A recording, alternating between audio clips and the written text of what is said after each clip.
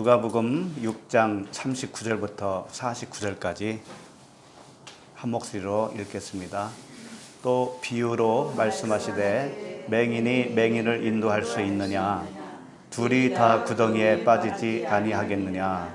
제자가 그 선생보다 높지 못하나 무릇 온전하게 된 자는 그 선생과 같으니라. 어찌하여 형제의 눈 속에 있는 티는 보고 내 눈 속에 있는 들보는 깨닫지 못하느냐? 너는 내 눈 속에 있는 들보를 보지 못하면서 어찌하여 형제에게 말하기를 형제여 나로 내 눈 속에 있는 티를 빼게 하라 할 수 있느냐? 외식하는 자여 먼저 내 눈 속에서 들보를 빼라. 그 후에야 내가 밝히 보고 형제의 눈 속에 있는 티를 빼리라. 못된 열매 맺는 좋은 나무가 없고 또 좋은 열매 맺는 못된 나무가 없느니라. 나무는 각각 그 열매로 아나니 가시나무에서 무화과를 또는 찔레에서 포도를 따지 못하느니라. 선한 사람은 마음에 쌓은 선에서 선을 내고 악한 자는 그 쌓은 악에서 악을 내나니 이는 마음에 가득한 것을 입으로 말함이니라. 너희는 나를 불러 주여 주여 하면서도 어찌하여 내가 말하는 것을 행하지 아니하느냐? 내게 나와 내 말을 듣고 행하는 자마다 누구와 같은 것을 너에게 보이리라. 집을 지태 깊이 파고 주추를 반석 위에 놓은 사람과 같으니 큰 물이 나서 탕류가 그 집에 부딪히되 잘 지었기 때문에 능히 요동하지 못하게 하였거니와 듣고 행하지 아니하는 자는 주체 없이 흙 위에 집 지은 사람과 같으니 탕류가 부딪힘에 집이 곧 무너져 파괴됨이 심하니라 하시니라. 아멘. 하나님 아버지 은혜를 감사합니다. 오늘 말씀에 온전하게 된 자는 선생과 같다고 하셨는데 맹인과 같은 저희들을 한 걸음 한 걸음 인도하셔서 그리스도의 장성한 자가 다 될 수 있도록 인도하여 주시옵소서. 오늘 함께한 우리 지체들에게 큰 은혜를 베풀어 주시옵소서. 예수 그리스도의 이름으로 기도합니다. 아멘. 오늘 말씀 제목은 온전하게 된 자입니다. 온전하게 된 자.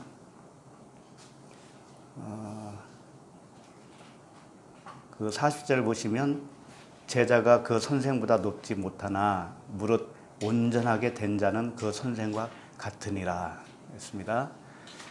예수님이 선생이시잖아요. 예수 그리스도께서 그러니까 우리들도 온전하게 되면 그 그리스도와 같다라는 거예요. 같다. 그런 그 결과를 우리에게 안겨주겠다 이겁니다. 그러나 과정이 있어요. 그렇게 금방 되는 것이 아니고 과정이 있다 이겁니다. 오늘 말씀 시작이 어떻게 되냐면 또 비유로 말씀하시되 이렇게 말씀하시죠. 39절부터 오늘 본문 끝까지는 이렇게 되는 거죠. 창조 첫째 날부터 일곱째 날까지가 다 들어있는 거예요. 여기에 그 순서로 되어 있어요. 그 출애굽 여정으로 보면 애굽에서부터 가나안까지의 여정이 여기에 다 들어있는 거예요. 말씀은 그런 말씀이 아닌 것 같지만 내용은 다 그렇다 이거죠. 그래서 이걸 첫째 날부터 일곱째 날까지로 나눠보면 나눌 수가 있어요. 다시 한번 볼까요? 본문을 잘 보세요. 39절부터 시작을 하죠. 또 비유로 말씀하시되 그렇습니다. 그래서 맹인이 맹인을 인도한다라는 말씀이 나오죠. 애굽에 있는 자들은 다 맹인이었어요. 첫째 날에 속한 자는 다 맹인이죠. 그런데 그 맹인을 인도하는데 구덩이에 빠져야 된다는 거죠. 빠지면 안 된다는 말이 아닙니다. 우리가 잘못 알고 있는 거예요. 빠져서 죽어야 되는 거죠. 그러니까 이게 물세례를 말하고 있어요. 홍해 건너는 물세례. 그러니까 이 39절 한 절 속에는 첫째 날과 둘째 날이 다 들어있어요. 그리고 40절을 보시면 이게 셋째 날입니다. 셋째 날. 셋째 날은 살아나는 거예요. 홍해를 건너와서 이제 새로운 그 생명체가 되는 겁니다. 40절을 보면 제자가 그 선생보다 높지 못하나 무릇 온전하게 된 자는 그 선생과 같으리라. 이제 미래형이란 말이에요. 그렇게 될 거다 이거예요. 그러니까 삼일째는 하나님이 우리를 선포해 주셔요. 너는 살아난 자야. 너는 이제 구원받은 자야. 의로운 자야. 라고 선포를 해 주셔요. 그게 3일이거든요. 그런데 아직 온전치는 못해요. 그 하나님이 일방적으로 해 주시는 것 뿐이지 우리 자신이 이 시점에서는 온전함이 나올 수는 없어요. 그래서 이게 셋째 날에 속하는 거죠. 그럼 넷째 날은 41절부터 42절까지라고 볼 수 있습니다. 왜냐하면 넷째 날은 광야의 삶이잖아요. 그렇죠? 광야의 삶에서는 무엇을 하느냐? 하나님을 바로 보게 하는 거예요. 보는 문제를 여기서 거론을 하고 있어요. 그러니까 형제의 눈 속에 있는 티는 보고 내 눈 속에 있는 들보는 깨닫지 못하느냐 이렇게 시작하잖아요. 결론은 어떻게 하겠다는 것이냐? 들보를 빼서 형제를 바로 보게 할 수 있도록 하겠다. 이게 광야의 삶이다 이거죠. 이 들보를 빼는데 얼마나 어렵겠어요. 그래서 광야의 삶이 길어요. 그래서 길어요. 고통스럽기도 하고 그런 거죠. 그 다음에 다섯째 42절까지가 넷째 날이라면 광야 생활이라면 다섯째 날은 이제 요단강을 건너서 새 소출을 먹는 거예요. 새로운 소출. 그게 뭐냐면 열매 맺는 못된 열매 맺는 좋은 나무, 또 좋은 열매 맺는 못된 나무 이야기를 하시면서 열매에 대해서 말씀을 하고 계시잖아요. 열매. 네. 이 좋은 열매는 요단강을 건너가야 새로운 소출을, 새로운 그 만나를 먹게 되는 것이죠. 광야에서 먹던 만나는 이제 그치는 겁니다. 그게 다섯째 날이에요. 다섯째. 43, 44. 네. 그 다음에 여섯째는 하나님이 여섯째 날 뭘 만들었죠? 사람을 지었죠. 사람 이야기가 나온다고 이제. 45절. 선한 사람은 마음에 쌓은 선에서 선을 내고 악한 자는 그 쌓은 악에서 악을 내나니 이는 마음에 가득한 것을 입으로 말함이니라. 사람 이야기가 여기서 딱 나오죠. 이제 진짜 사람을 만들겠다는 거죠. 이때 여섯째 날이에요. 여섯째 날. 그래서 이게 47절까지라고 볼 수가 있습니다. 그럼 일곱째 날은 어떤 말씀이 나오냐면 성전 말씀이 나오죠. 당연히 집 이야기가 나오죠. 그래서 일곱째 날 48절 보면 집을 짓는 이야기 나오죠. 네, 이렇게 되는 거예요. 결국은 뭐냐면 맹인으로부터 시작을 해서 결론은 성전이 되어지는 거죠. 우리가 마음 성전. 네. 이런 순으로 본다면 좀 더 이 말씀의 진리를 깊이 깨달을 수가 있죠. 그래서 말씀을 보면 좀 더 주님이 말씀하신 의도에 가깝게 파악할 수가 있다 이겁니다. 근데 요즘 와서 왜 갑자기 이런 순으로 보고 있느냐? 사실은 꽤 됐어요. 이게 이제 그 무지개 언약이라고 이름을 지을 수도 있죠. 제가 발견한 것은 꽤 됐지만 약간 좀 확신이 들 때까지는 제가 말씀을 좀 미뤘던 겁니다.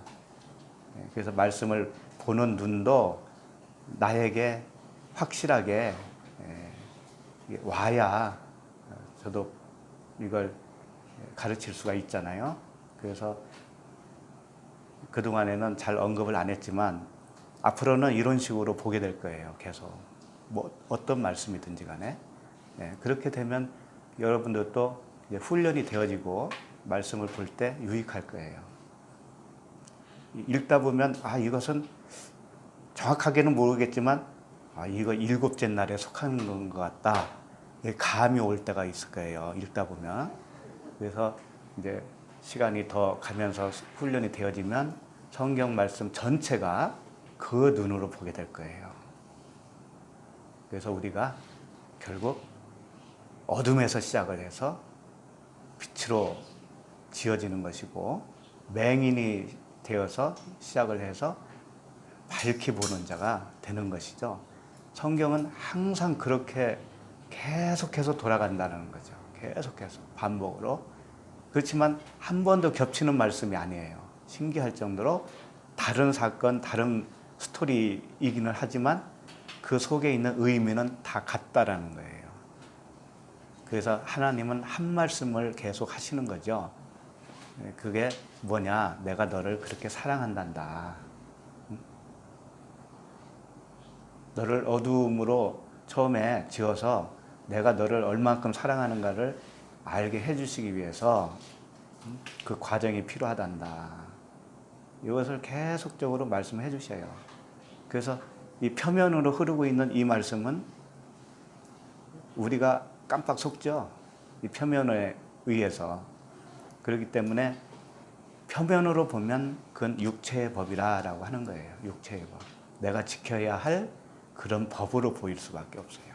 근데 이면으로 기록되었다라는 것을 이제 발견하면서부터는 육체의 법에서는 내가 떠나는 겁니다. 육체의 해방을 맞이하는 거예요. 하나님은 우리를 그렇게 육체의 법으로 얽어맨 적이 없었구나 라는 것을 깨닫게 되는 거예요. 그 자유하는 겁니다. 이제 육체의 법이 없어요. 영의 법이에요. 영의 법. 영의 법에 의해서 우리는 살아가는 거죠. 그렇게 될 때 온전하게 된 자라고 하는 겁니다. 온전하게 된 자. 율법 아래에서 완전히 해방을 받는 거예요. 자, 그러면 39절부터 차근차근히 또 보도록 하겠습니다. 39절 읽겠습니다. 또 비유로 말씀하시되 맹인을 인도할 수 있느냐? 둘이 다 구덩이에 빠지지 아니하겠느냐? 자, 이 맹인이 맹인을 인도하면 구덩이에 빠지는 게 당연하잖아요. 자, 그런데 단서가 뭐냐면 또 비유로 말씀하시되 그러잖아요. 그러니까 비유란 말이에요. 이 말씀이 사람 이야기가 아니다라는 거죠. 쉽게 말하면. 그러니까 우리는 적용은 이렇게 하잖아요. 적용은 어떻게 하느냐? 아무것도 모르는 사람이 또 모르는 자를 인도하면 둘 다 멸망하는 거 아니냐? 이렇게 적용을 하잖아요. 그렇죠? 그러니까 기성 교회 중에도 그 인도자가 복음도 모르면서 그 복음을 모르고 있는 성도들을 인도하니까 다 구덩이에 빠지지 않느냐? 이렇게 적용을 하잖아요. 그 말도 뭐 틀린 것은 아니에요. 그런데 주님이 거기에 그렇게 맞추라고 주신 말씀이 아니다라는 거예요. 비유라는 거예요. 비유. 하나님은 어떤 말씀 하시냐면 말씀만 말씀하셔요. 말씀만. 육체의 법이 아니다니까요. 사람 이야기가 아니다니까요. 그런데 영적인 말씀을 하셨는데 그 영적인 말씀을 못 알아들으면 어떻게 되냐면 사람에게 적용을 해요. 사람에게 적용을 하면 그거 역시 율법이 돼요. 그래서 함정이 거기 있다고요. 복음을 안다고 하면서도 어느덧 율법으로 자기가 행하고 있는 거예요. 아직 온전한 상태에 못 온 거죠. 그렇기 때문에 이게 비유라는 점을 잘 일단은 아셔야 됩니다. 맹인이 뭐냐 이거지. 맹인이 맹인을 인도하는 것이 무엇이냐 이거지요. 우리가 이걸 아까도 말씀드렸지만 첫째 날이라고 했죠. 첫째 날, 둘째 날. 그것은 첫째 날에서 애굽에서 불러서 홍해를 건너오는 물세례를 말씀하고 있다라는 것을 감지를 할 수 있어요. 그러니까 이 말씀이 맹인이 맹인을 인도하면 절대 안 되지. 다 멸망하니까 그런 교훈을 주고 싶은 말씀이 아니다라는 거예요. 다시 말하면 구덩이라고 하는 것은 빠지면 죽는 것이잖아요. 그렇게 죽어야 된다라는 거예요. 죽어야 된다는 거예요. 그럼 맹인이 맹인을 인도할 때 인도하는 맹인은 뭐겠어요? 율법이에요. 율법. 모세가 율법의 대명사죠. 모세가 누구를 인도했어요? 이스라엘 백성들을 인도했죠. 그것을 어떻게 표현하냐면 너희가 다 모세에게 속하여 세례를 받았다 이렇게 표현을 하자요. 그렇죠? 그 말씀 들어보시죠. 모세에게 속하여 세례를 받았다. 그건 뭐냐면 율법 아래에서 너희들이 죽었다. 율법에 의해서 너희들은 죄인이구나 라는 것을 깨닫게 되었다라는 거예요. 그러니까 구덩이에 빠져야 내가 죽은 자가 맞구나. 그때 가서 깨달을 거 아닙니까? 네, 빠져야 되는 거예요. 그 말씀을 주신 거라고요. 그 말씀을 좀 더 뒷받침하는 말씀들을 좀 봐야죠. 맹인이라고 하는 단어가 티플로스라고 되어 있어요. 티플로스. 티플로스가 뭐냐면 티포오라고 하는 단어에서 왔는데 티포오는 뭐냐? 자만, 교만 이런 뜻이에요. 그러니까 맹인이 소경이잖아요. 못 보는 거죠. 못 보는 상태가 어떤 상태냐면은 자기 자만으로 꽉 찬 사람, 자기 교만으로 꽉 찬 사람, 자기 의로 꽉 찬 사람이 소경이다 이거예요. 그리고 연기로 둘러싸여 있다 이런 뜻이 있어요. 그러니까 연기로 둘러싸인 것처럼 못 보는 겁니다. 하나님의 말씀을 못 보는 거예요. 하나님의 뜻을 깨닫지 못하는 겁니다. 이게 소경이에요. 왜? 자기 의로 살고 있기 때문에 그 사람은. 말씀도 자기 중심으로 이해를 하려고 합니다. 자기 중심으로. 그게 맹인이라는 거예요. 그게. 자기 의로 충만한 상태. 자, 그 다음에 구덩이가 뭐냐 이거예요. 구덩이. 구덩이는 보디노스 이렇게 되어 있어요. 원어를 보면 보디노스 이게 뭐냐면 구덩이라는 뜻이고 도랑 보디 뒤쪽 할 때 뒤 노스 이렇게 되어 있고요. 구덩이 도랑 뭐 구멍을 뚫어져 있는 거. 구덩이에 들어갔다라는 건 뭐냐면 회개했다라는 뜻이에요. 회개. 내 마음에 구멍이 생겨버렸어요. 내 마음에 구덩이가 생겨버렸어요. 거기에 풍덩 빠지면 어떻게 되겠어요? 나 살려주세요가 될 거 아니겠어요? 이게 회개예요. 회개. 그러니까 맹인이 맹인을 인도해야 구덩이에 빠질 수가 있고 살려주세요가 되는 거예요. 구덩이에 안 빠지면 잘 가는 줄 알 거 아니에요. 잘 가는 줄.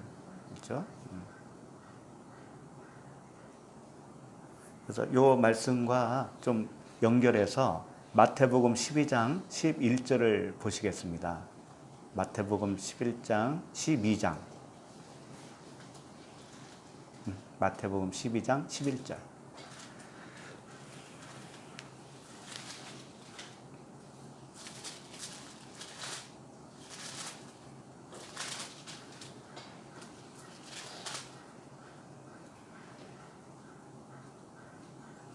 예수께서 이르시되 너희 중에 어떤 사람이 양 한 마리가 있어 안식일에 구덩이에 빠졌으면 끌어내지 않겠느냐.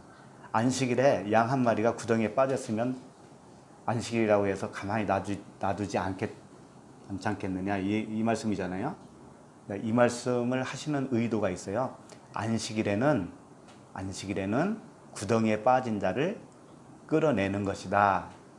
이런 말씀이 돼요. 진짜 안식일은 그거 하는 거라고요. 생명을 살리는 거라고요. 근데 이 사람들은 그걸 자기네들이 모형적으로 하면서도 안식일을 지키는 데만 혈안이 되어 있어요. 엘리베이터 버튼도 안 누르잖아요. 전기불도 자기가 안 켜요. 이방인 불러가지고 켜달라고 한다니까. 자, 12절. 사람이 양보다 얼마나 더 귀하냐. 그러므로 안식일에 선을 행하는 것이 옳으니라 하시고, 안식일에 선을 행하는 것이 뭐겠어요? 생명을 살리는 것이죠. 그래서 13절. 이에 그 사람에게 이르시되 손을 내밀라 하시니 그가 내밀매 다른 손과 같이 회복되어 성하더라. 근데 실제로 손마른 환자, 손마른 자를 고쳐주시는 행위를 주님께서 하시는 거예요. 이렇게 손 마른 자를 살리는 것 같이 안식일이라는 것은 뭐냐면 진짜 생명을 살리는 거야 라는 것을 보여주시죠. 그러니까 구덩이에 빠져야 거기서 끌어내는 거 아니냐 이런 말씀을 하신 거잖아요. 구덩이에 빠져야 된다는 거죠. 구덩이에 빠진 자가 누구냐면 손 마른 자였어요. 그걸 고쳐주는 것이 뭐냐? 구덩이에 빠진 양을 끌어내는 것이다. 그와 같이 우리들도 구덩이에 빠진 자라는 것을 자각을 해야 주님이 구원해 주신다. 이런 말씀이에요. 자, 그런데 이제 오늘날 교회가 많이 있는데 정말 소경된 자가 소경들을 인도합니다. 하는데 거기서 구덩이에 안 빠지잖아요. 그 사람들이. 잘 나가고 있다고 그러잖아요. 근데 거기에서 그 중에서 구덩이에 빠지는 자가 있는 거예요. 이거 아니다. 뭔가 이상하다. 네. 그 자가 복 받은 자예요. 구덩이에 빠진 자. 그래야 끌어내는 거니까 주님이. 그 말씀이에요. 이 말씀 그렇게 안 보신 적이 있죠? 지금은 그렇게 보시죠, 이제는. 그 다음에 이건 찾을 필요 없고요. 누가복음 14장 5절에 보면 이런 말씀이 있어요. 또 그들에게 이르시되 너희 중에 누가 그 아들이나 소가 우물에 빠졌으면 안식일이라도 곧 끌어내지 않겠느냐 하시니, 여기서는 우물이라고 되어 있어요. 우물. 아까 마태복음에서는 구덩이에 빠지면 그랬잖아요. 여기서는 우물에 빠지면 이렇게 말씀하셨어요. 아들이나 소가. 아들이나 소가. 같은 거죠. 그러니까 사실은 구덩이나 우물이나 같은 거예요. 같이 하나님이 사용하시는 거예요. 이게 이제 상징적인 것이지만 구덩이나 우물이나 같다라는 것을 가르쳐 줘요. 그러니까 우물은 뭐예요? 거기에 물이 있죠. 진리가 있잖아요. 진리에 빠진 거예요. 소경이 소경을 인도해서 구덩이에 빠졌는데 사실은 그 빠졌다고 하는 것 자체가 진리 안에 들어온 거라는 거예요. 진리 안에 들어왔기 때문에 나 살려주세요가 나온 거 아닙니까? 그런 거죠. 마태복음 15장 12절을 좀 찾아보시겠어요? 마태복음 15장 12절.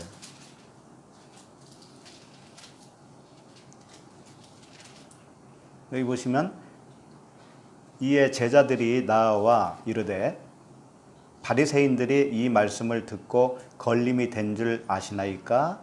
예수께서 대답하여 이르시되 심은 것마다 내 하늘 아버지께서 심으시지 않은 것은 뽑힐 것이니 그냥 두라. 그들은 맹인이 되어 맹인을 인도하는 자로다. 만일 맹인이 맹인을 인도하면 둘이 다 구덩이에 빠지리라 하시니. 이 병행 구절이에요. 근데 여기서는 좀 길게 말씀하셨는데 바리새인들이 맹인을 인도하는 자라고 여기서 말씀을 하신 거예요. 바리새인들이. 14절 보시면 그냥 두라. 그들은 맹인이 되어 맹인을 인도하는 자로다. 그러잖아요. 그러니까 누구예요? 이게 바리새인이잖아요. 바리새인들. 그런데 만일 맹인이 맹인을 인도하면 둘이 다 구덩이에 빠지리라 하시니. 자, 이게 나쁜 거였다면 주님이 그냥 두라고 했겠어요? 네? 주님이 그냥 두라고 안 할 거 아닙니까? 주님은 다 구원할 마음을 가지고 계신데, 그러니까 그냥 두라고 하는 것은 바리새인은 율법의 대명사예요. 그러니까 율법에 의해서 구덩이에 빠져야 된다. 빠질 때까지 놔두라 이거예요. 그래야 거기서 건져주겠다 이겁니다. 네, 그 말씀이에요. 자, 그러면 이 맹인에 대해서 계속 보고 있습니다. 좀 중요하기 때문에 요한복음 9장 1절.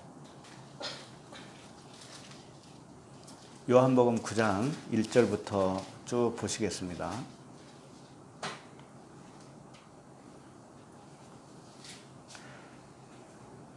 예수께서 길을 가실 때에 날 때부터 맹인된 사람을 보신지라. 길 가실 때 맹인된 사람을 보셨습니다. 길 가신다라고 하는 말씀 표현 자체가 이게 광야길을 지금 걷고 있는 거예요. 광야에서 맹인을 본 거죠. 광야를 걷고 있는 자는 맹인이에요. 사실 운전치가 못하잖아요. 2절 제자들이 물어 이르되 랍비여 이 사람이 맹인으로 난 것이 누구의 죄로 인함이니까 자기니까 그의 부모니까. 이제 이 질문은 흔히 우리들이 하는 질문이었죠.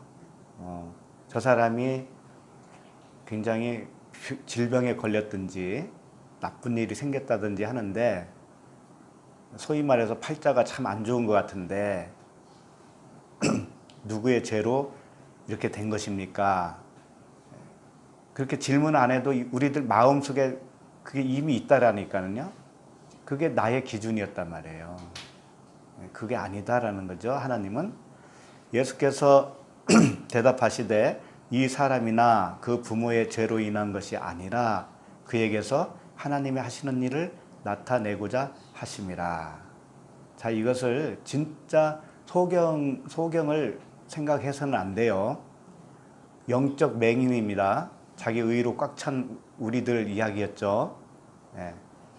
율법 아래에 갇혀 있는 자, 하나님의 말씀을 바로 깨닫지 못하는 자, 하나님을 잘 못 보고 있는 우리들이었죠. 그 상태에 있게 한 이유는 그런 뜻이죠. 그렇게 한 이유는 하나님의 하시는 일을 나타내고자 하심이다 이거죠. 하나님의 일을 나타내시면 어떻게 되냐면 눈이 떠지는 것이죠. 그래서 하나님의 말씀을 바로 깨달을 수 있도록 해주시는 거잖아요. 그게 하나님의 일이시죠. 그렇게 해서 구원하는 거니까.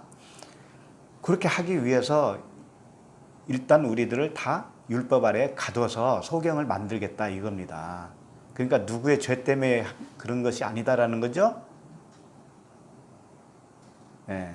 우리가 하나님을 못 봐도 하나님에 대해서 잘 깨닫지 못해도 나의 죄가 아니다라는 거예요. 내 죄가 아니에요. 누구의 죄겠어요? 굳이 죄로 말한다면. 굳이 죄로 말하면 누가 죄를 진 거예요? 못 보게 만든 하나님이 죄인이지. 그러니까 자신이 죄인이 되어서 죽어주시잖아요. 율법이 되어서 죽어주시잖아요. 그래서 죄를 다 해결해 버리시잖아요. 그겁니다. 우리의 관점이 이제 바뀌어져야 된다는 거죠. 관점이. 그러니까 주기도문에도 그런 말씀이 있죠. 우리에게 죄 지은 자를 사하여 준 것 같이 우리 죄를 사하여 주옵소서. 이 말씀이 뭐냐? 나를 죄인으로 가둔 분이 예수님이셔요. 그러니까 우리에게 먼저 죄를 지은 거예요, 그분이. 이렇게 얘기하면 참 아주 그냥 2단 중에 3단 중에 3단이지 뭐. 그분 하나님이 주셨어요. 응? 그분 하나님이 주셨어요. 그러니까 주신 자도 하나님이요, 가져가시는 분도 하나님이시다. 그런 말씀이 나오는 거예요. 예수님 죄로 가두셨다 그러면 그 한 사람 때문에 세상에 죄가 들어오고 이 말씀도 있어요. 로마서에. 그 한 사람이 예수 그리스도예요. 그건 안 보이나 봐요. 네, 안 보이죠. 그러니까 소경이죠. 그러니까 구덩이에 빠져서 아이고 이거 내가 죽은 자가 맞구나 이걸 그때까지는 몰라요. 구덩이에 빠져야 돼요. 빠져서 살려주세요 이렇게 돼야죠.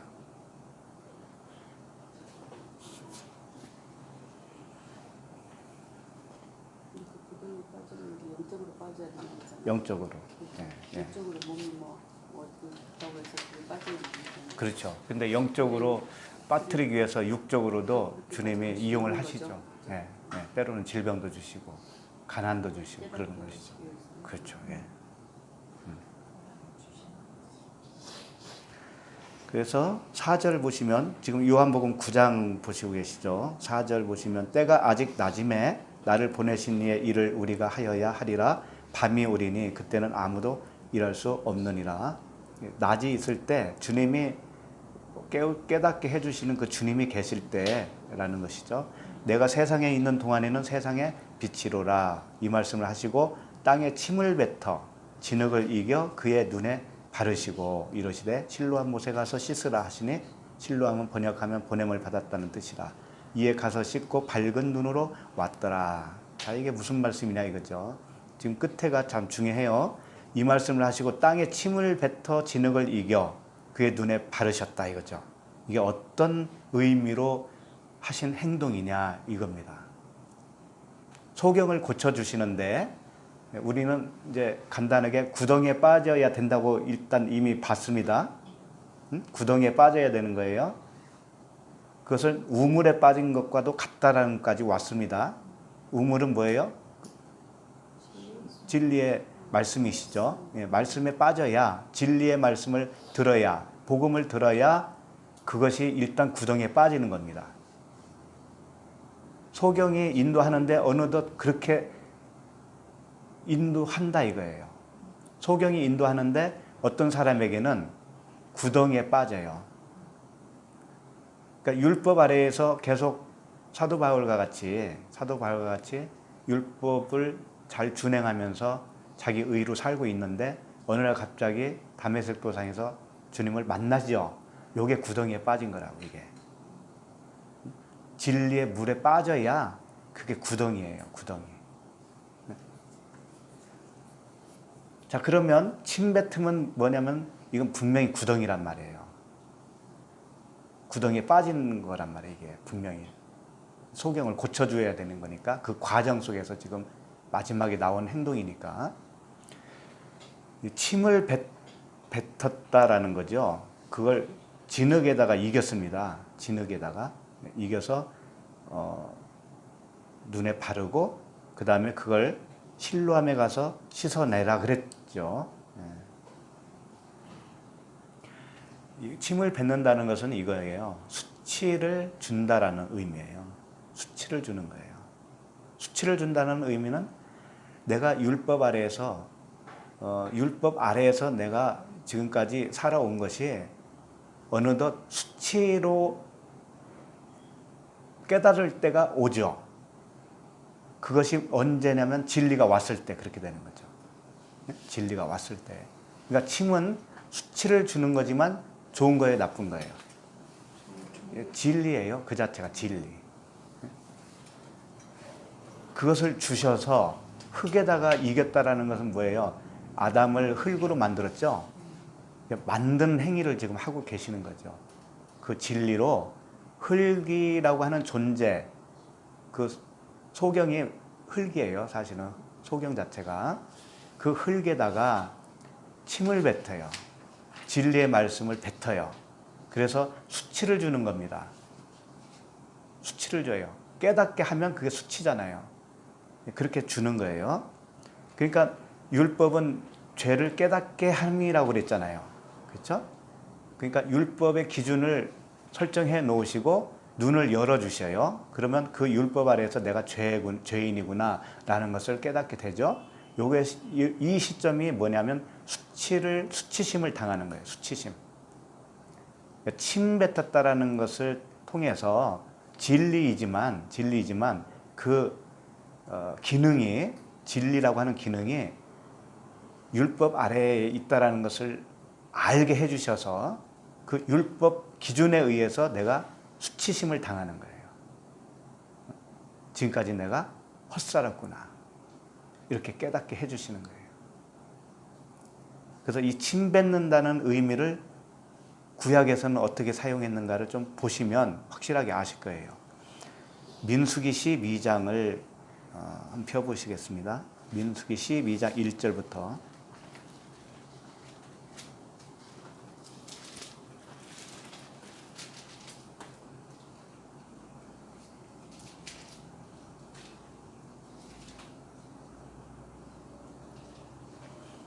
민수기 12장 1절 모세가 구스 여자를 취하였더니 그 구스 여자를 취하였으므로 미리암과 아론이 모세를 비방하니라. 모세가 구스 여자를 아내로 취했습니다. 그러니까 미리암은 누구냐면 아론의 여동생이에요. 모세의 여동생이기도 하죠. 여동생이고 아론은 그의 형이죠. 그러니까 참 누나 누나 잘못했어요. 모세를 갈대상자로 만들어서 나일강에 띄운 사람이 미리암이죠. 미리암. 그러니까 미리암과 아론이 모세를 비방했어요. 자, 여기서 한번 생각을 해보세요. 왜 구스 여자를 취했고 왜 비방을 했을까요? 구스라고 하는 뜻은 검다라는 뜻이에요. 검다. 에디오피아에 있는 여인이라고도 해요. 구스 여인. 모세의 아내가 원래 시보라였습니다.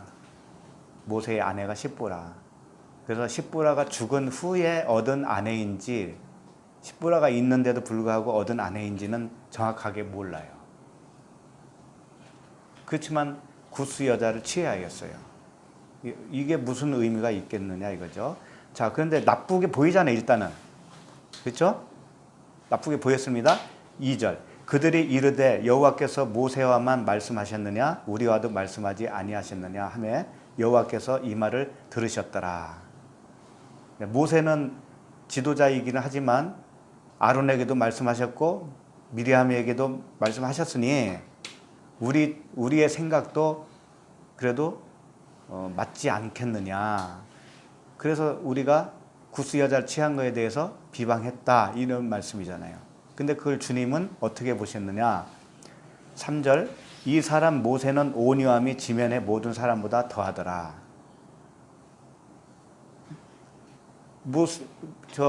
미리암과 아론이 생각하는 그 생각보다도 하나님은 일단 모세의 손을 들어주잖아요.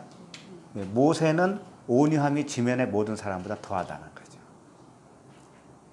자, 이 말씀을 왜 여기서 하셨냐면 모세가 구스 여자를 취한 것은 모세가 온유함이 지면의 모든 사람보다 더하기 때문에 그런 거야 이렇게 말씀하신 거나 똑같아요.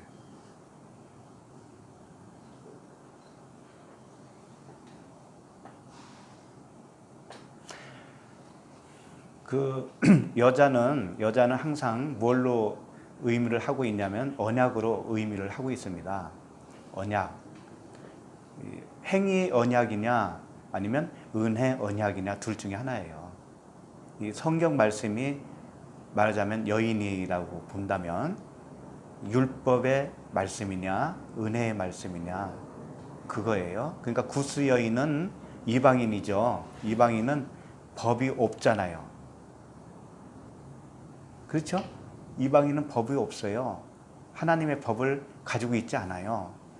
그 법이 없는 그 여인을 모세가 아내로 맞이했다라는 것은 그 구스 여인에게서는 은혜잖아요. 은혜예요. 그러니까 언약을 은혜의 언약으로 설명해 주고 싶은 거예요. 하나님은.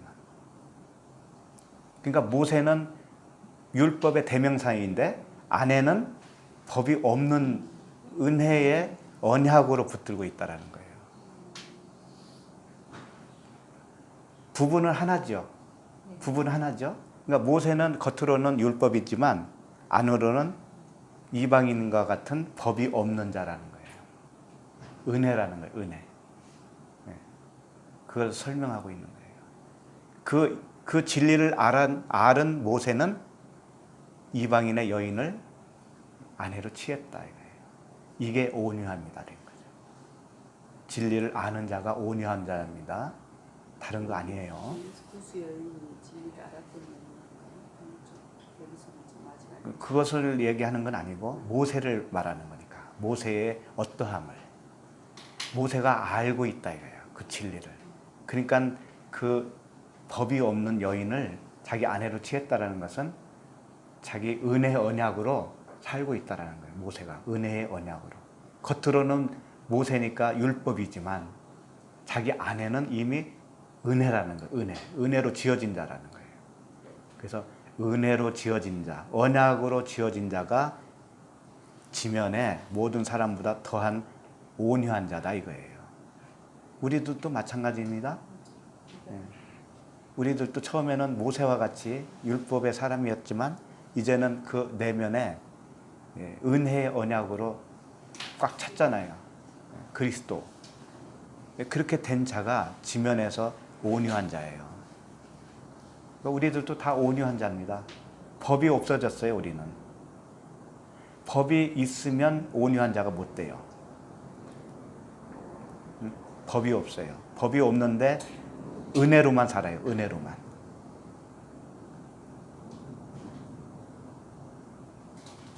예를 들면 오늘 저녁에 먹을 쌀이 떨어졌다고 칩시다. 그럼 굶어야 되잖아요. 그러면 우리 당장 어떻게 해요? 쌀이 있어야 먹을 수 있고 먹어야 사는 거죠. 그게 법입니다. 그럼 그 법에서 떠난다는 의미는 뭘까요? 안 먹어도 된다 그런 거잖아요. 먹여주면 먹고 안 먹여주면 안 먹는다. 이게 은혜잖아요. 그 은혜로 들어가면 쌀이 나와요. 내가 발버둥 치면 그냥 굶게 돼요. 없어요 그냥. 그런데 주어도 그만 안 줘도 그만 주님이 내가 데려가면 데려가는 것이지 이렇게 되잖아요. 주님의 은혜로 모든 것을 주님의 은혜로 여겨지는 자에게는 쌀도 와요. 누군가를 통해서. 그걸 경험해 보셔야 알아. 그게 온유한 자예요. 그게 온유한 자. 그렇다고 건강한데 일할 수 있는데 일하지 말고 놀고 먹으라는 얘기 아닙니다. 그런 뜻이 아니고 범사에 그런 구조로 사는 거예요. 우리가 범사에.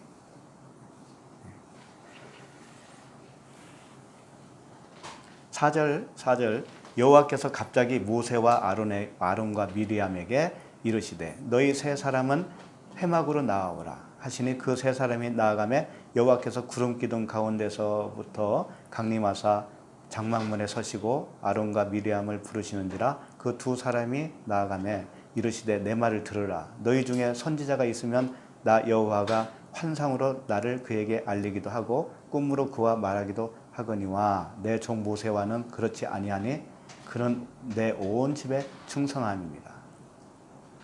자, 여기서 주님이 어떤 말씀을 하고 계시냐면 아론과 미리암과 모세의 차이점을 말하고 있어요. 차이점이 뭐냐면 6절 말씀이죠. 내 말을 들으라. 너희 중에 선지자가 있으면 나 여호와가 환상으로 나를 그에게 알리기도 하고 꿈으로 그와 말하기도 한다 이겁니다. 꿈으로도 주님이 말씀하시잖아요. 환상으로도 말씀해 주셔요. 그런데 모세는 그런 차원이 아니다는 거지. 모세는 내 종 모세와는 그렇지 아니하니 그는 내 온 집에 충성함이라. 자, 8절 그와는 내가 대면하여 명백히 말하고 은밀한 말로 하지 아니하며. 명백히 말하고 은밀한 말로 하지 않는 것이 뭐냐면 주님이 이런 말씀하셨어요. 내가 비유로 말씀을 비유로 하지만 때가 되면 그 비사로 하지 않을 것이다. 비유로 하지 않을 것이다. 그런 말씀이 있죠. 그건 뭐예요? 성령께서 내 안에 오시면 그 비유의 말씀이 내 안에서 다 풀어진다 이거예요. 풀어진다 이거예요. 그러니까 그것은 명백하게 말씀하신 거나 다름없어요. 은밀한 말로 안 한다 이거죠. 비유로 안 한다 이거죠. 은밀한 말로 하지 아니하며 그는 또 여호와의 형상을 보거늘 너희가 어찌하여 내 종 모세 비방하기를 두려워하지 아니하느냐. 모세에게는 환상으로도 안 보여주고 꿈으로도 안 만나 주는데 은밀한 말로 안 해. 모세에게는 명백하게 말한다. 이렇게 말씀하시는 거예요. 그러니 모세는 너희들과 다르지 않냐 이 말씀을 하고 계신 거죠. 그러니까 비방하기를 두려워해야 된다 이거죠. 모세가 하는 행동에 대해서 너희들은 지금 모르고 있지 않냐 이거죠. 구스 여인을 아내로 취한 것에 대해서 너희들은 모르고 있지 않냐, 그 의미를. 그러니까 비방하고 있지 않니? 왜 이방인의 여인을 아내로 취했냐에 대한 비방을 하고 있지 않냐. 그런데 진짜 의미를 알게 되면 그렇게 해야 된다는 것을 깨닫게 될 거야. 그거 아니겠어요? 법에서 탈피해야 된다 이거죠. 해방을 맞이해야 된다 이거죠. 그리고 10절, 9절 여호와께서 그들을 향하여 진노하시고 떠나심에 10절 구름이 장막 위에서 떠나갔고 미리암은 나병에 걸려 눈과 같더라. 아론이 미리암을 본즉 나병에 걸렸는지라. 미리암이 나병에 걸렸습니다. 이제 겉으로 보면 일단은 모세를 비방했기 때문에 거기에 대한 벌로 나병에 걸렸어요. 11절 아론이 이에 모세에게 이르되 슬프도다 내 주여 우리가 어리석은 일을 하여 죄를 지었으나. 어리석은 일이 뭐예요? 깨닫지 못해서 비방한 거지요. 청하건대 그 벌을 우리에게 돌리지 마소서. 12절 그가 살이 반이나 썩어 모태로부터 죽어서 나온 자 같이 되지 않게 하소서. 모세가 이제 중보기도를 하고 있는 거죠. 아론이. 그다음에 모세가 여호와께 부르짖어 이르되 하나님이여 원하건대 그를 고쳐 주옵소서. 아론이 모세에게 청했어요. 아론이 하나님께 직접 말을 못해 이제. 아론은 모세에게 청했고 모세는 하나님께 중보기도를 올린 거죠. 모세가 여호와께 부르짖어 이르되 하나님이여 원하건대 그를 고쳐 주옵소서. 14절 여호와께서 모세에게 이르시되 그의 아버지가 그의 얼굴에 침을 뱉었을지라도 그가 이레 동안 부끄러워하지 않겠느냐. 그런즉 그를 진영 밖에 이레 동안 가두고 그 후에 돌아오게 할지니라 하시니. 여기서 갑자기 침 뱉는 이야기가 나오잖아요. 그렇죠? 아버지가 그의 얼굴에 침을 뱉었다라는 것은 수치를 준 거예요. 그 자녀가 어떤 죄를 저었기 때문에 아버지가 그 수치를 주는 겁니다. 그리고 그 침을 뱉었을지라도 그가 이레 동안 부끄러워하지 않겠느냐라는 것은 뭐냐면 이레 동안, 일주일 동안 그 수치심이 일주일 동안 가고 그 기간이 끝나면 다시 돌아온다 이거죠. 그래서 미리암을 어떻게 하냐면 진영 밖에 이레 동안 가두고 그 후에 돌아오게 할지니라 그랬습니다. 그러니까 문둥병도 고쳐지는 겁니다. 일주일 후에는. 그러니까 결국 침 뱉는 건 뭐냐면 고치기 위해서 뱉는 거예요. 그러니까 주님이 소경을 고칠 때, 맹인을 고칠 때 침 뱉어서 눈에 발랐잖아요. 발라서 그 보냄을 받은 자라고 하는 실로암에 가서 씻으라고 그랬죠. 보냄을 받은 자가 뭐냐면 복음이에요. 복음 자체예요. 그 복음이라고 하는 진리의 물에 가서 씻어라.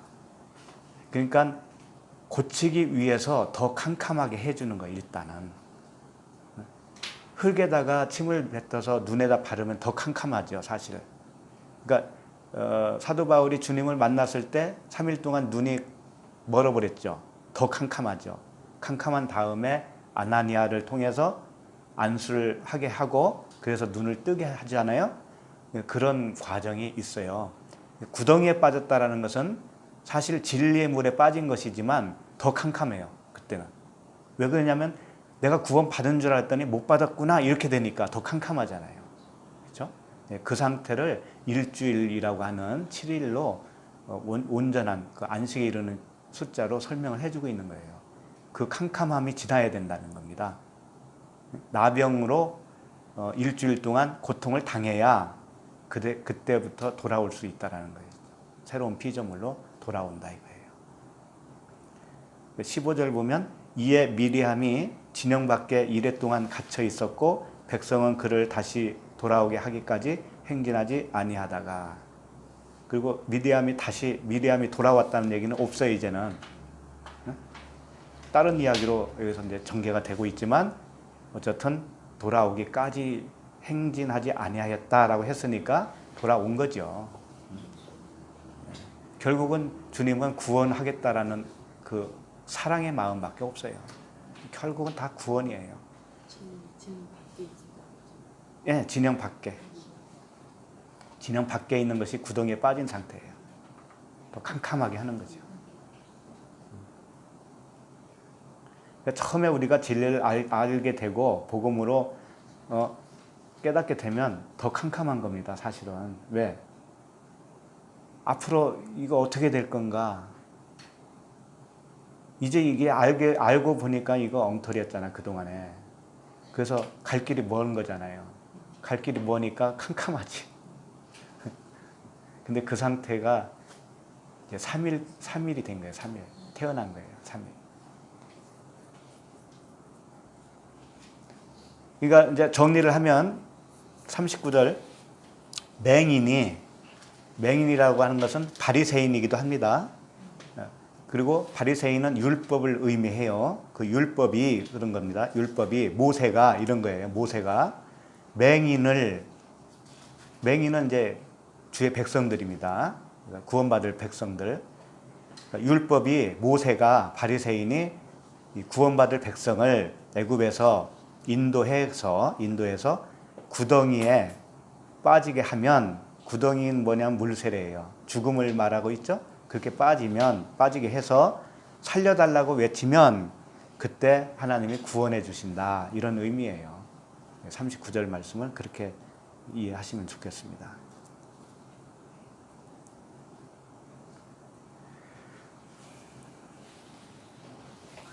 그러면 이제 40절로 넘어가겠습니다. 40절.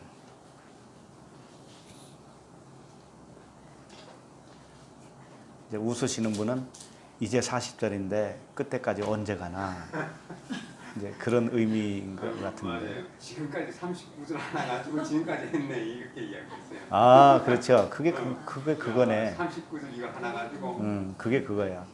이제 늦게 오신 분을 위해서 그렇게 하신 거예요. 아 그래요? 저를 위해서 그러는 겁니까? 아, 그러면 쑥 넘어가면 어떻게? 아니, 이것도 은혜잖아요. 그렇다고 맨날 늦게 오면 안 돼요. 우리 자매가 네. 성질이 급하거든요. 아, 성질이 급해가지고 네. 이 정도는 한 장을 다 넘어가시는데 이제 일주일이 끝났으니까 예. 와 이래가지고 언제 가나. 근데 문제를 알아도 정말로 바로 알면은 그게 진리잖아. 그거는 맞아요. 저는 이제 그런 주인데 우리 집사람 또 이 머리가 잘 돌아가지고 고속버스도 안 돼요. 그렇게 스타일인데. 이제 그런 분만 따로 모아가지고 설교가 필요 없이 그냥 성경 읽기만 해야 되겠어요. 성경 읽기만. 성경 낭독. 하나님 하여튼 사람들을 다양하게 만들어 놓으시더라고. 어떤 사람은 참 어떤 사람은 근데 꼭꼭 씹어 먹어야 소화도 잘 되는 거예요. 예. 탈라요. 그냥 빨리 먹으면 탈라. 제 스타일인데 만드는 그 스타일이거든. 예. 어떻게 할까요? 하나님은 그렇게 만드셨는데. 맞아요. 그것도 은혜예요. 저도 와이프를 고치려고 아무리 해도 안 돼. 하나님이 만들었는데 어떻게 내가 고치겠어? 그럼. 하나님 여러 가지 저를 마누라를 통해 가지고 많이 가르쳐 주고 계세요. 자, 이제 40절로 넘어갑니다. 읽을까요? 제자가 그 선생보다 높지 못하나 무릇 온전하게 된 자는 그 선생과 같으리라. 자, 이 제자는 이제 우리들이라고 보고 선생은 예수님이 예수 그리스도라고 한다면 하나님이라고 한다면 정말 온전하게 우리가 되어질 수 있을까? 그리고 온전하게 되면 정말 그 선생 되시는 그분과 같을 수가 있을까요? 이것은 내가 개선이 되어서 그분처럼 된다는 의미가 아니고 나라는 인간이 죽고 그분이 온전히 내가 되어 주시는 거예요. 그래야 그분하고 같죠. 안 그래요? 네. 나의 것이 다 없어질 때 그때 그분으로 살기 때문에 같다라고 할 수가 있는 거 아니겠어요? 네. 그러니까 이것은 이제 셋째 날에 속한다고 말씀을 드렸죠. 선포예요, 선포. 이렇게 해줄 거다라고 하는 거예요. 의롭게 되게 해줄 거다라고 선포해 주는 겁니다. 이게 셋째 날이죠. 홍해를 건너오면 다 이렇게 되는 거예요. 일단 물세례를 받으면 이렇게 되는 거죠. 이것을 에베소서 4장 13절에 보면 이런 말씀을 하고 있습니다. 에베소서 4장 13절에 우리가 다 하나님의 아들을 믿는 것과 아는 일에 하나가 되어 온전한 사람을 이루어 그리스도의 장성한 분량이 충만한 데까지 이르리니. 그리스도의 장성한 분량이 충만한 데까지 이르게 하겠는데 어떻게 하느냐? 하나님의 아들을 믿는 것과 아는 일에 하나가 되어 때. 믿는 것과 아는 일이 하나가 되면 내가 없어져요. 내가 없어지고 그분이 내가 되어져요. 그렇게 된다는 거죠. 4장 15절에도 오직 사랑 안에서 참된 것을 하여 범사에 그에게까지 자랄지라 그는 머리니 곧 그리스도라. 범사에 그에게까지 자라는 거예요. 그래서 그리스도의 분량에까지 이르는 겁니다. 그런데 이것은 오직 사랑 안에서 참된 것을 함으로 인해서 그렇게 된다는 거죠. 사랑 안에서 지어지는 거예요. 사랑 안에서. 사랑이라고 하는 단어가 빠지면 안 되는 거죠. 믿음과 소망과 사랑 중에 사랑이 제일이다. 믿음, 소망은 이 사랑을 이루기 위해서 과정으로 주신 거예요. 과정으로. 결국은 그리스도라고 하는 사랑, 그 사랑이 우리 안에 와서 이 나라고 하는 관점이 없어져요. 기준이 없어져요. 사랑은 뭐라고 그랬습니까? 허다한 죄를 덮는다고 그랬죠. 이 죄가 있다라는 건 뭐냐면 내 관점이 살아있는 거예요. 내 기준, 율법이 살아있으면 선악으로 분류를 할 수밖에 없기 때문에 그 자체가 죄거든요. 근데 사랑은 그게 아니에요. 다 덮어버려요. 생각을 해보세요. 어머니가 딸을 사랑하잖아요. 그러면 딸이 잘하고 못하고 간에 사랑하잖아요. 그렇죠? 그런 말이 있어요. 자식이 살인자로 감옥에 갔을지라도 그 어머니는 그 자녀를 끝까지 사랑해요. 그 살인자였던 그 아들까지도 사랑해요. 이게 사랑이라고, 이게. 사랑으로 온전해지는 거죠. 자, 그 다음에 41절. 빨리 가죠? 41절. 41절부터 42절 두 절은 넷째 날에 속해요. 넷째 날. 그래서 보는 이야기가 나옵니다. 그래서 안목의 정욕을 이제 책망하는 거예요. 안목의 정욕은 하나님을 못 보고 있는 상태를 말하고 있습니다. 그것을 성령이 오셔서 내 눈을 열어주는 겁니다. 그렇게 하면 이제 하나님을 바로 보아요. 말씀을 바로 깨닫고 말씀의 의미를 바로 깨달아요. 41절 읽겠습니다. 어찌하여 내 눈 속에 있는 티는 보고 내 눈 속에 있는 들보는 깨닫지 못하느냐. 그렇죠. 여기서 형제라고 되어 있는데 아델포스죠. 이게 단수로 되어 있어요. 단수. 형제들이 아니고 형제입니다. 원어를 보면 투 아델프 이렇게 되어 있어요. 그러니까 호라고 하는 관사가 붙어 있습니다. 그래서 그 아들, 그 형제 그런 뜻이에요. 그 형제, 그 형제예요. 그 형제는 예수 그리스도밖에 없습니다. 그래서 이 형제라고 할 때 성경에서는 예수 그리스도라고 하는 그 형제를 의미한다고 일단 아시면 정확해요. 그리고 형제들라고 나왔을 때는 우리 상호 간의 형제들을 의미한다고 보면 되고요. 그러니까 형제의 눈 속에 있는 티를 본다라는 건 뭐냐면 예수 그리스도에 있는 티를 본다라는 겁니다. 예수 그리스도께서는 티가 있어요, 없어요? 티가 없어요, 원래는. 그런데 왜 티를 보느냐면 내 안에 들보가 있기 때문에 봐요. 그럼 문제는 뭐냐면 그 티를, 형제에 있는 티를 빼려면 어떻게 해야 되겠어요? 내 들보가 빠지면 돼요. 원래는 그분에게는 티가 없거든요. 자, 티라고 하는 단어가 카르포스라고 되어 있습니다. 카르포스. 근데 이게 뭐냐면 뭐 티끌이라고 하는 의미가 됩니다만은 마른 나뭇가지라는 뜻이에요. 마른 나뭇가지.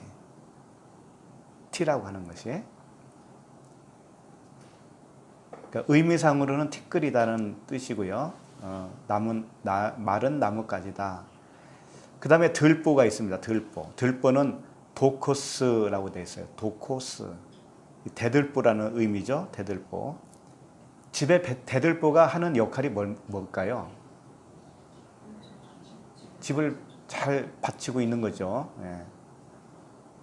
그러니까 나에게 들보가 있다. 대들보가 있다라는 건 뭐냐면 나를 받쳐주고 있는 그 무엇이죠. 예. 그런데 이 대들보라고 하는 도코스가 데코마이라고 하는 단어에서 왔다고 하는데 데코마이가 뭐냐면 맞아들인다라는 뜻이에요. 맞아들이다. 그러니까 들보가 내 안에 있는데 내가 맞아들인 것으로 형성된 어떤 것이에요. 맞아들인 것. 그게 뭘까요? 그렇죠. 하나님의 말씀을 잘못 받아들인 것. 그것으로 내 목숨줄이 된 겁니다. 하나님의 말씀을 오해한 것이 나의 목숨줄이 된 거예요. 나를 받쳐준 거예요. 그동안에. 그거예요. 그 들보가 그 율법의 기준이 표면적 하나님의 말씀이 나에게 뭐가 됐냐면 대들보가 된 상태. 그 상태에서는 예수 그리스도라고 하는 형제를 볼 때 어떻게 보냐면 그분에게 티가 있는 것으로 보는 거예요. 그런데 인식이 티라고 하니까 나쁜 것으로 생각하지만 그렇지 않아요. 뭐냐? 예수 그리스도는 하나님이시잖아요. 하나님을 어떻게 보고 있냐면 그분이 나에게 티를 빼달라고 요구하는 것처럼 보여요. 이게 무슨 의미일까요? 하나님은 티가 없으신 분인데 내가 들보가 있으니까 내 눈으로 볼 때는 하나님이 나 티가 있으니 내 티를 좀 빼달라 이렇게 요구하는 것처럼 보인다고요? 그게 뭘까? 그게 이제 42절 말씀이죠. 42절 읽겠습니다. 너는 내 눈 속에 있는 들보를 보지 못하면서 어찌하여 형제에게 말하기를 형제여 나로 내 눈 속에 있는 티를 빼게 하라 할 수 있느냐. 외식하는 자여 먼저 내 눈 속에서 들보를 빼라. 그 후에야 내가 밝히 보고 형제의 눈 속에 있는 티를 빼리라. 자, 들보를 빼라고 하면서 외식하는 자여 그랬어요. 네? 그러니까 외식하는 자가 들보가 있는 자예요. 네? 외식하는 자가. 그럼 외식이 뭐냐 이거지. 외식하는 것이 뭐예요? 형식주의, 율법주의 그런 거죠. 내용보다 겉을 중요시하는 것이죠. 네, 그런 자들이에요. 근데 그것을 성경에서는 어떻게 정의하냐면 마태복음 15장 7절, 8절, 9절을 보시면은 좀 알겠습니다. 마태복음 15장 7절.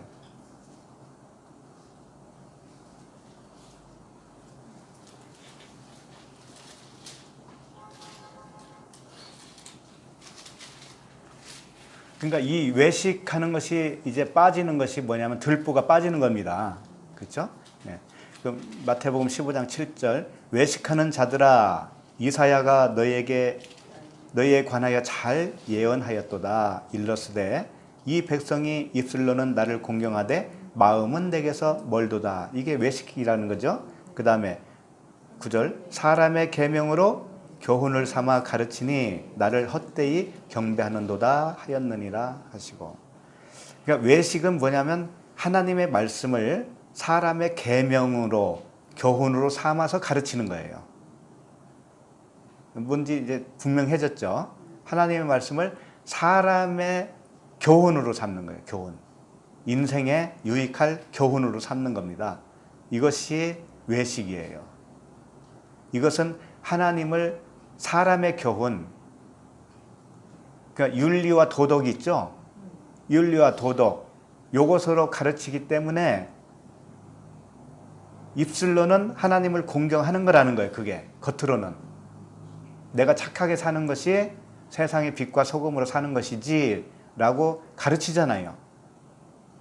그러면 입술로는 하나님을 경외하는 거예요. 그게. 그런데 마음에서는 먼 거예요. 마음에서는 멀다라는 것은, 그것은 너는 껍데기로만 하나님을 알았지 하나님의 마음을 모르는 거야, 이런 뜻이에요. 그러니까 성경 말씀이 결국은 사람의 교훈으로 준 것이 아니고 뭘로 준 거예요?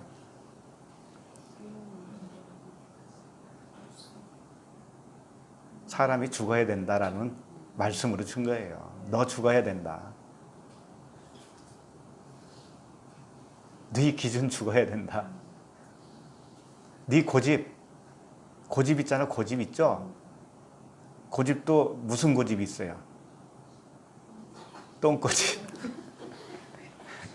그거 죽어야 된다. 그거. 그 교훈으로 주신 거예요. 하나님 말씀은.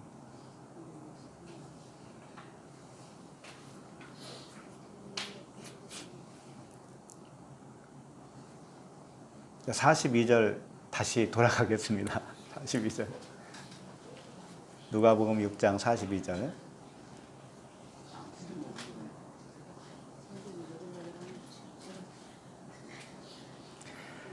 자, 너는 내 눈 속에 있는 들보를 보지 못하면서 어찌하여 형제에게 말하기를 형제여 나로 내 눈 속에 있는 티를 빼게 하라 할 수 있느냐. 이제 이 말씀이 뭐냐면 형제에 대해서 형제에게 있는 티 있죠, 티. 그것을 빼겠다고 하는 거죠. 빼겠다고 하는 거예요.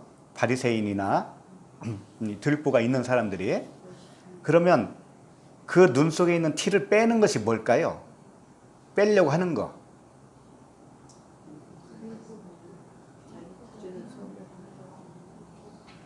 율법이 요구하는 율법 조항이에요. 표면적으로 우리의 사람의 교훈으로 뭔가를 요구한다니까. 너 반듯하게 살아라, 착하게 살아라, 이런 거 있잖아요. 외식하는 그런 내용이죠. 그것으로 나는 볼 수밖에 없죠. 그러면 그것을 나는 어떻게 행하려고 할 거 아니에요. 행하는 것이 뭐냐면 그 형제의 눈을, 티를 빼려고 하는 거예요. 내가 행하려고 하는 것이. 예를 들어서 살인하지 마라 있죠. 그럼 내가 살인 안 하면 어떻게 된 거예요? 그 말씀을 지킨 거잖아요. 그럼 그 티를 뺀 거잖아. 그게 없어진 거잖아요. 그 조항이. 내가 지켰으니까. 나에게서는.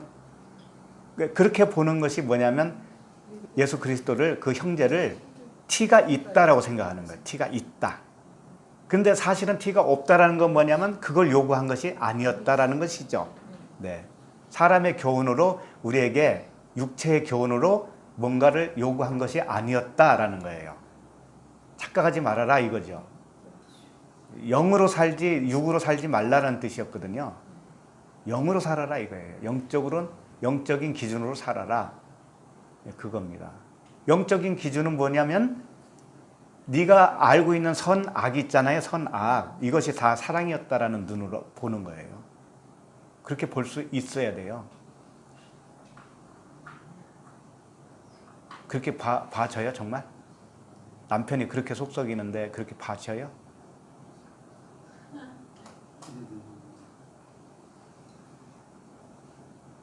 세상에 전쟁이 막 그치지 않는데 사람이 죽어가고 날마다 처절하게 죽고 그러는데 그걸 사랑으로 볼 수 있어요, 여러분?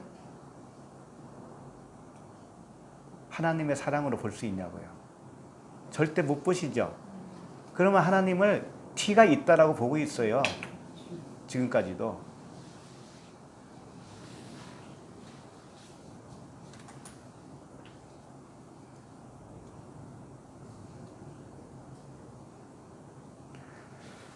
그래서 자기가 행위로 표면적 말씀을 완성하겠다라고 덤비는 사람이 형제의 티를 빼려고 하는 사람이에요.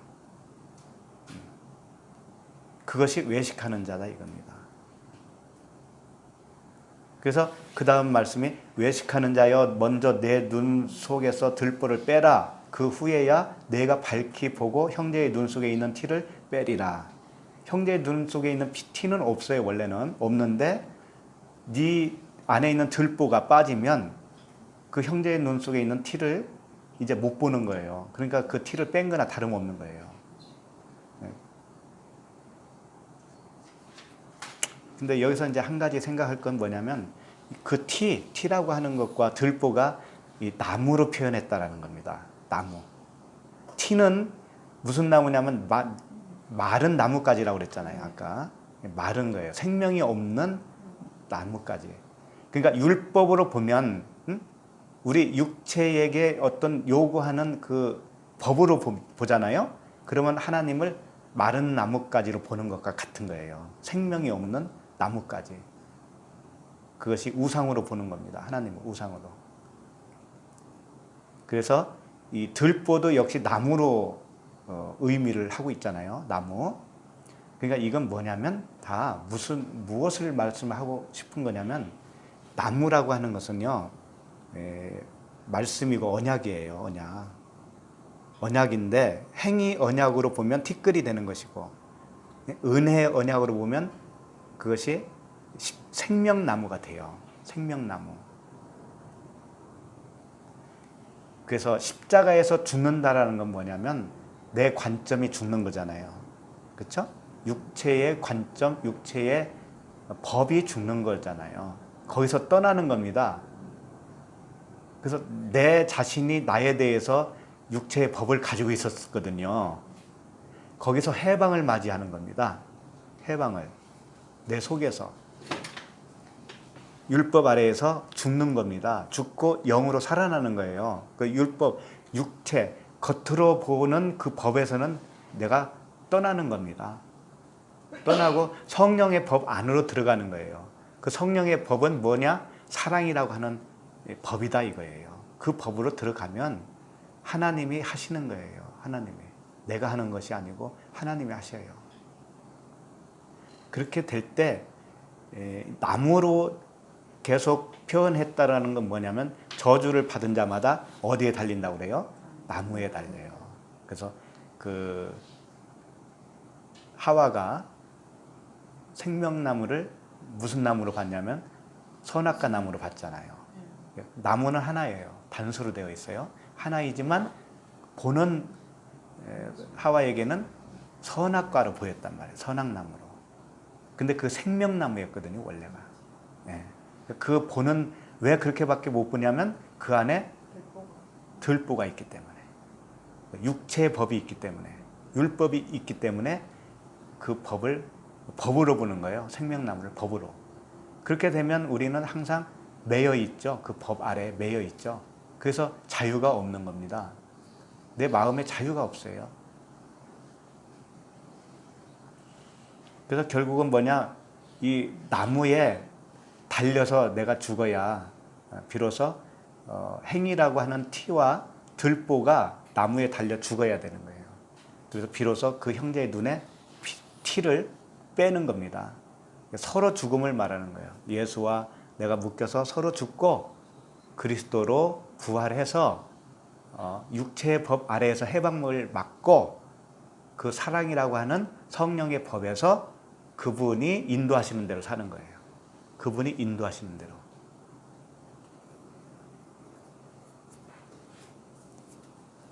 그분이 인도하심이 선한 겁니다.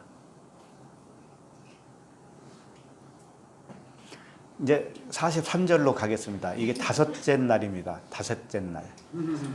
43절, 44절이 이제 다섯째 날이에요. 요단강을 건너가서 첫 소산을 먹는 겁니다. 자, 읽어볼까요? 못된 열매 맺는 좋은 나무가 없고 또 좋은 열매 맺는 못된 나무가 없느니라.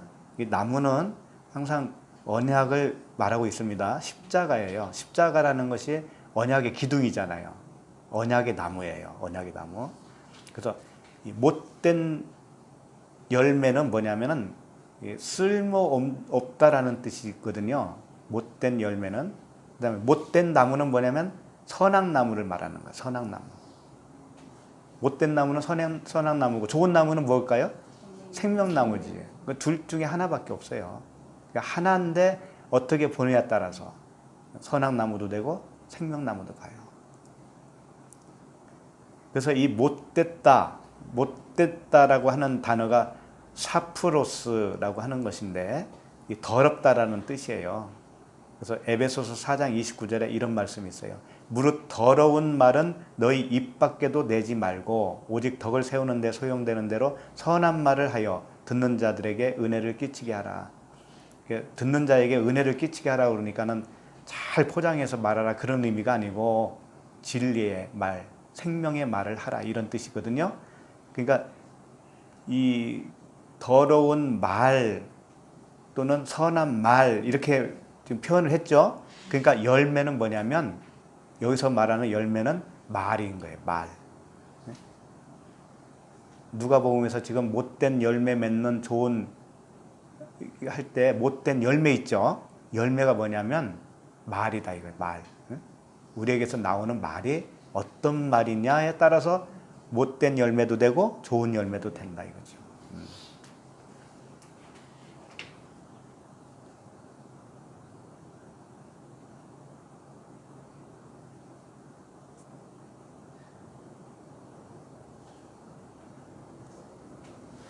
자, 그러면 다섯째 날 44절 읽겠습니다. 시작. 나무는 각각 그 열매로 아나니 가시나무에서 무화과를 또는 찔레에서 포도를 따지 못하느니라 그랬습니다. 나무는 각각 그 열매로 안다 이거죠. 나에게서 나오는 말이라고 하는 열매가 선한 말이냐? 그러면 선한 나무가 되는 것이죠. 그럼 언약의 나무가 돼요. 생명나무가 돼요. 그 다음에 내 입에서 나오는 말이 선한 말이 아니고 쓸모없는 말, 못된 말, 율법의 말 그게 나오면 그 사람은 생명나무가 아니죠. 못된 나무가 되는 것이죠. 근데 여기서 가시나무에서 무화과를 또는 찔레에서 포도를 따지 못하느니라 그랬습니다. 그러니까 가시나무에서는 가시나무에 해당되는 열매가 따로 있는데 무화과가 나올 리가 없죠. 또 찔레라고 하는 그 엉겅퀴에서 포도가 나올 리가 없죠. 포도나무에서 포도가 나오니까. 그러니까 나무와 열매는 같다라는 것을 표현하는 거죠. 일단 나무와 열매는 같은 거예요. 나에게서 나오는 말이 복음이 나오면 그 사람은 생명나무예요. 자, 그런데 가시나무라고 표현을 했습니다. 여기서 가시나무 일단 악한다라고 하는 단어예요. 악한다. 이 단어를 가지고 주님이 어떤 말씀을 하셨냐면 마태복음 13장 22절에서 이런 말씀을 하셨어요.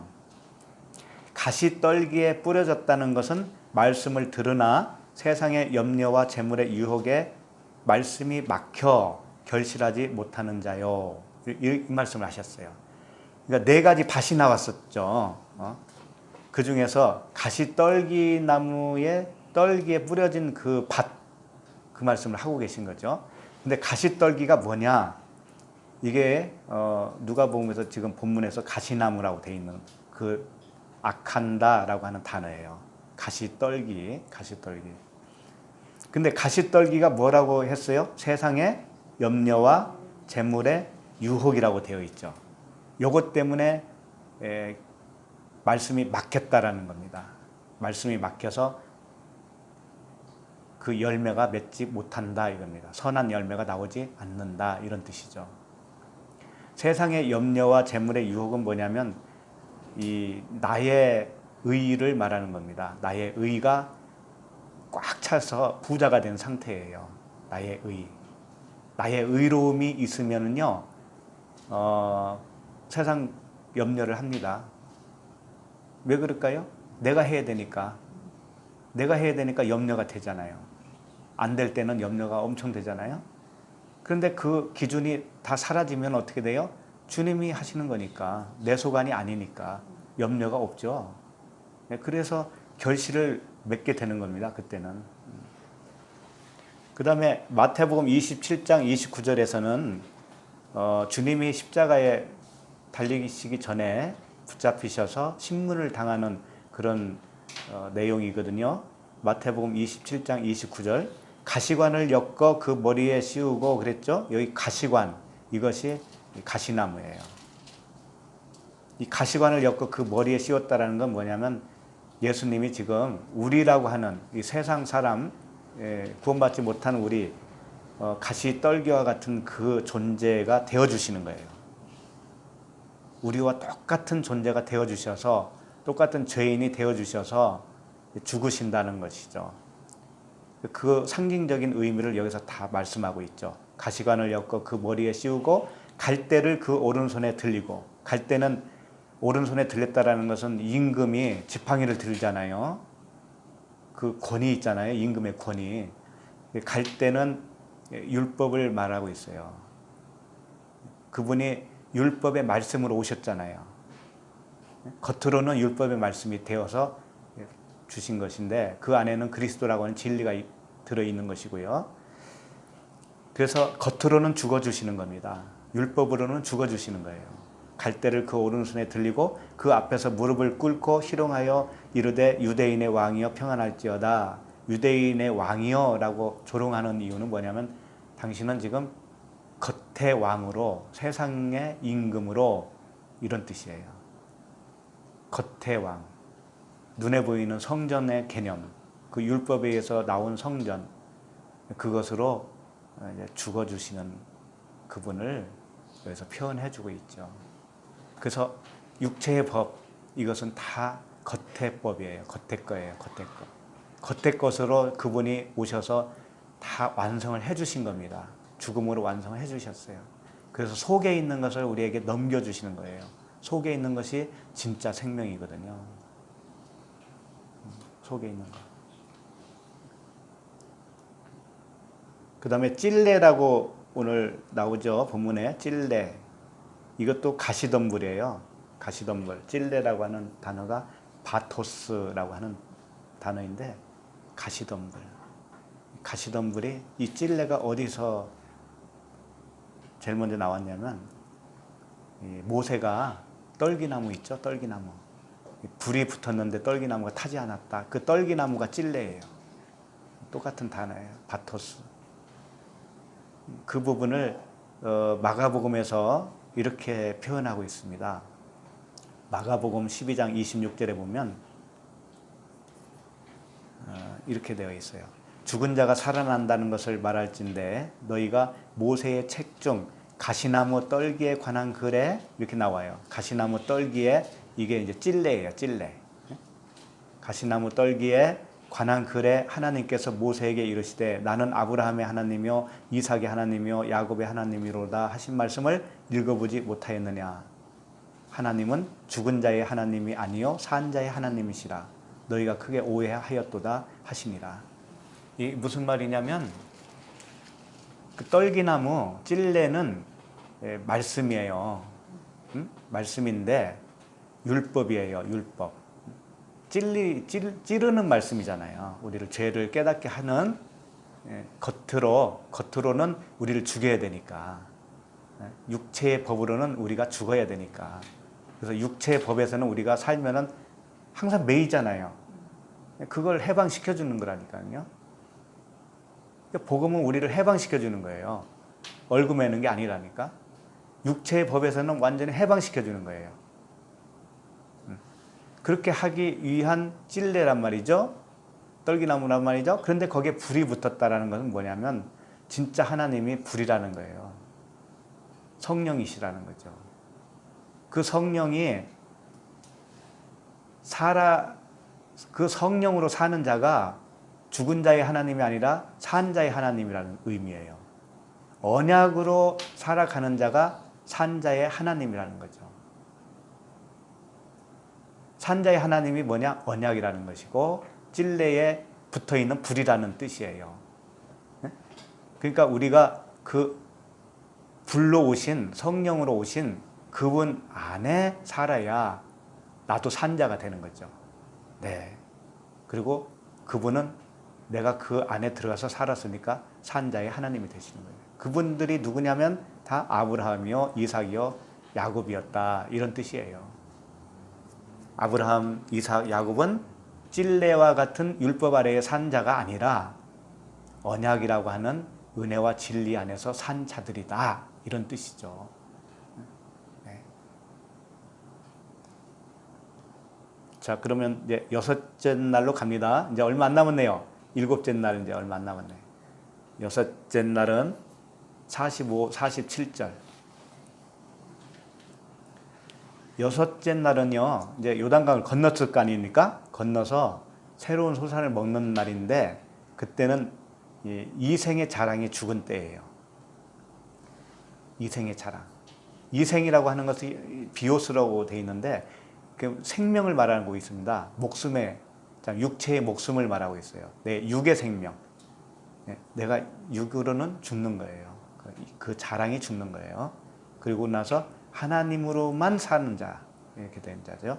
그게 여섯째 날이에요. 45절 읽겠습니다. 선한 사람은 마음에 쌓은 선에서 선을 내고 악한 자는 그 쌓은 악에서 악을 내나니 이는 마음에 가득한 것을 입으로 말함이니라. 선한 사람, 마음에 쌓은 선에서 선을 낸다 이런 건데, 이 쌓다라는 그 단어가요, 데사우로스라고 하는 단어인데, 쌓는 거 데사우로스인데 저축한다는 의미예요. 쌓아요. 그런데 이걸 보물 또는 보배합이라고 하는 단어로도 같이 사용해요. 보물, 보배합. 예를 들면 아기 예수님이 이제 탄생하셨을 때 동방 박사들이 와서 뭘 열었냐면 보배합을 열었다고 그랬죠. 그 보배합 열어서 무엇을 예물로 드렸냐면 황금과 유황과 몰약을 드렸습니다. 그러니까 이 선한 사람이 마음에 쌓았다라는 건 뭐냐면 이 황금과 유황과 몰약을 보물로 계속 쌓아놓은 거예요, 이 사람은. 그래서 그 사람에게는 이 보배합이 있는 겁니다. 성전이죠. 보배합이 있어요. 그래서 선한 마음에 쌓은 그 선에서 선을 낸다고 한다는 의미는 뭐냐면 황금과 유황과 몰약이 나오는 거예요. 우리 자신들이 그 보배합이 되는 겁니다. 보배합이 되어서 누군가에게 황금과 유황과 몰약을 꺼내줄 수 있는 사람이에요. 이것이 뭐냐면 선한 마음에서 선을 내는 거예요. 그러면 악한 마음에서 악을 낸다라는 건 뭐냐면 그 쌓은 것이 저축한 것이 뭐냐면 악한 것만 저축했다는 얘기잖아요. 말씀을 하고 계신 겁니다. 어떤 말씀을 쌓았느냐, 그런 뜻이에요.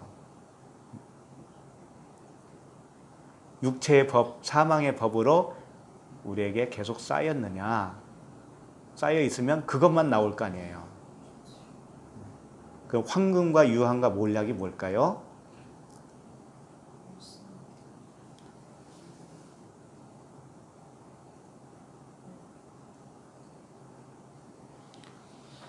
황금은 이제 왕이라고 하는 개념이 있습니다. 항상 왕.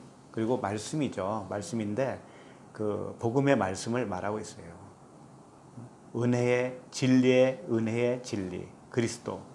이게 이제 왕이잖아요. 왕이면서 황금이죠. 우리도 이런 상태로 나오는 겁니다. 이게 황금이에요. 유향은 뭘까요? 유향은 향을 필 때 유향을 사용합니다. 그러니까 그리스도의 향기라고 그러죠. 그리스도의 향기. 이것도 역시 말씀이잖아요. 그리스도의 말씀. 그 다음에 몰약은 뭐냐면 시체를 썩지 않게 방부제로 사용하는 겁니다. 그러니까 이것은 방부제 역할을 하면서 생명을 살리는 거예요. 살리는 거.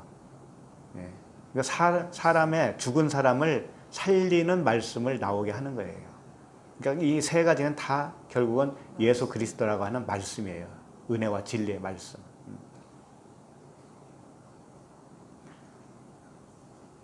그러니까 무엇을 쌓느냐가 중요하죠. 그 다음에 여섯째 날로 갑니다. 여섯째 날로. 여기도 여섯째 날이죠. 계속 46절 너희는 나를 불러 주여 주여 하면서도 어찌하여 내가 말하는 것을 행하지 아니하느냐. 자, 여기서 주여 주여는 많이 들어보셨죠? 주여 주여 하는 자마다 천국에 들어가지 못한다고 그랬습니다. 주여 주여를 왜 두 번이나 하냐? 처음에는 물세례를 말하는 것이고 그 다음에 불세례를 말하죠. 그렇게 했는데 왜 어찌하여 말하는 것을 행하지 아니하느냐라고 하는 것은 뭐냐면 어찌하여 내가 말하는 거 할 때 이 말은 내고라는 말이에요. 내고.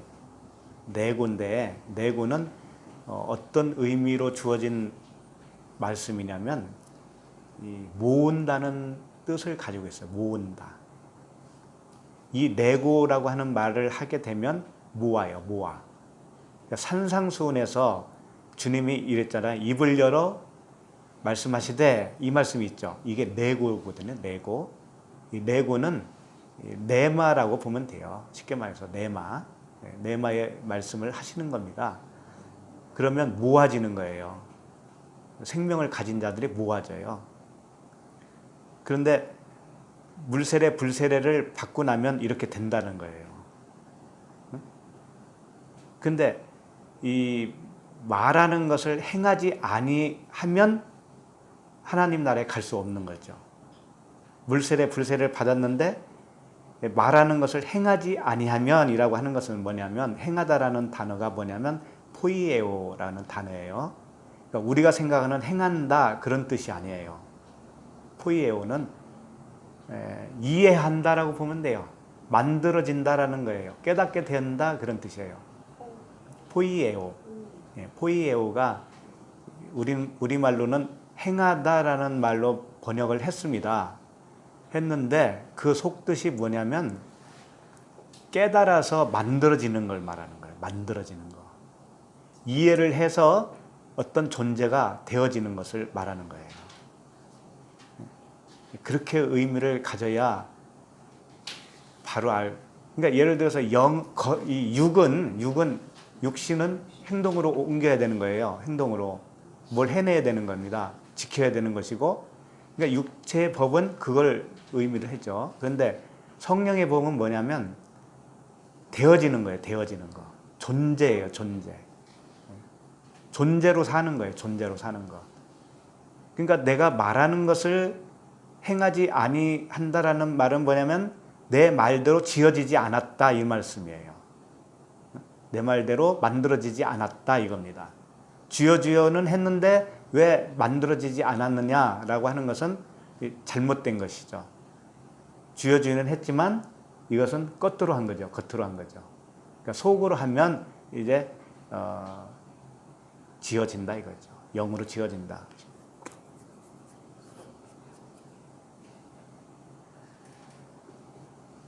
그러니까 여섯째 날이 뭐냐면은 사람을 만들었잖아요. 여섯째 날에 하나님이 지으는 거죠. 짓는 거죠. 그러니까 우리 내면에 정말 이제 인자와 같이 그 영적인 존재로 지어지는 것을 말하고 있어요. 그러니까 홍해를 건너고 요단강을 건너서 가나안에 들어오면 내가 이렇게 해줄 거야라고 하는 약속이죠. 언약이 이렇게 들어있는 겁니다. 그 말씀이 여섯째 날에 해당되는 말씀이에요. 47절로 넘어가겠습니다. 내게 나와 내 말을 듣고 행하는 자마다 누구와 같은 것을 너희에게 보이리라.